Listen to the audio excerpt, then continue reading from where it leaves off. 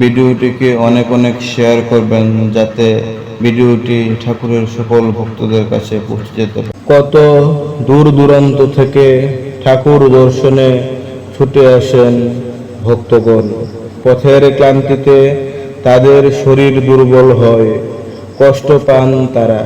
ঠাকুরের সহ্য হয় না, তার বুকে ব্যথা বাজে।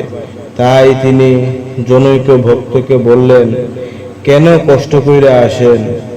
যখন নাম করেন তখনই তো আমি থাকি, তখনই তো আমি আছি, কষ্ট কইরা আইতে হয় না, আমি তো নামের মধ্যেই আছি।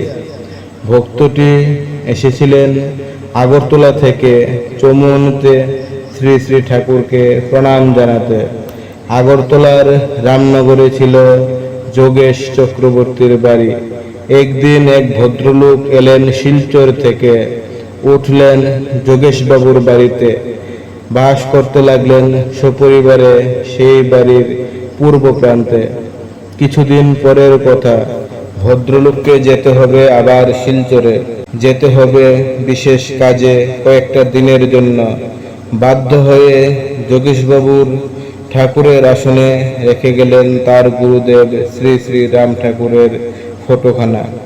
বলে গেলেন, আমার ঠাকুরকে রোজ একটু জল তুলসী দিবেন, যা হয় তার সঙ্গে সামান্য কিছু ভোগ নিবেদন করবেন।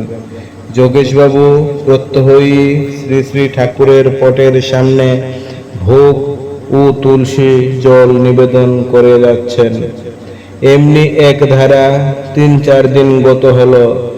আজ পঞ্চম দিন। যোগেশবাবু বসলেন আসনের সামনে, বসলেন পুজো করতে।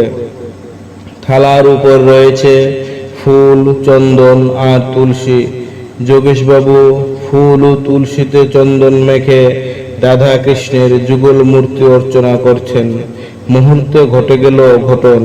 শ্রী শ্রী ঠাকুরের পট থেকে ঠাকুরের একটি হাত বেরিয়ে এসে চেপে ধরল যোগেশবাবুর হাত, টেনে নিল হাতখানা আপন পটের পাদমূলে। নিরুপায় যোগেশবাবু। ঠাকুর জোর করে আদায় করলেন পূজা। বিস্ময়ে বিমুগ্ধ যোগেশবাবু প্রত্যক্ষ করলেন ঠাকুরের অপার লীলা।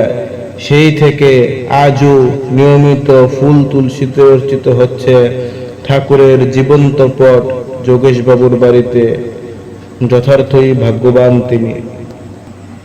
জমি উর্বর হলে বীজ পড়লেই হয় অঙ্কুরিত। এই ক্ষেত্রেও তাই হলো।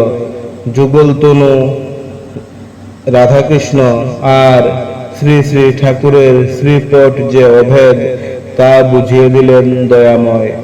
একই যে বহু হয়েছে তা জানিয়ে দিয়ে ঠাকুর মিলিয়ে গেলেন ফটোর মধ্যে। এমন ঘটনা শ্রী শ্রী রাম ঠাকুরের বেলায় বহুই ঘটেছে।